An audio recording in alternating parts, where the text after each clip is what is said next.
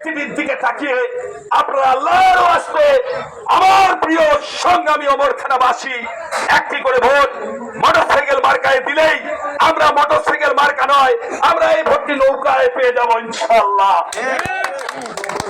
এবং আপনাদের বিনীত অনুরোধ, যারা ট্রাকে ভোট করেছেন, দু একজন আছি তো ভাই আমরা নাকি, আজকে আপনারা ট্রাকে ভোট করেছেন। আমার বন্ধু সম্রাটকে আমি নিষেধ করেছিলাম, তারপর সে ভোট করেছে। নৌকা ধানের শীষের বাইরে যতগুলি ভোট সম্রাট পেয়েছে, এটা কিন্তু কম পায়নি, অনেকগুলি ভোট পেয়েছে। কিন্তু নৌকার বাইরে এটা চারটি গাড়ি কথা না, এটা অনেক বড় সাহসের সে পরিচয় দিছে। কারণ ট্রাক মার্কা নিয়ে এমপি হওয়া অনেক কঠিন ব্যাপার। ট্রাকের ভাই যারা আছেন, আপনাদের সুযোগ আসছে। যেহেতু নাইমুজ্জামান মুক্তা বর্তমান এমপি সকল হিংসা ঈর্ষা বিদ্বেষ ভুলে গিয়ে দল মত নির্বিশেষে সকলের উন্নয়ন করতে চায়, তাই প্রথম দফায় জাতীয় সংসদ নির্বাচনে আপনার নৌকা মার্কায় না উঠতে পারলেও যদি মোটরসাইকেল মার্কার পক্ষে আমার ট্রাকের ভাইরা থাকেন, তাহলে আমরা ধরে নিব আপনারা দ্বিতীয় দফায় নৌকায় উঠলেন।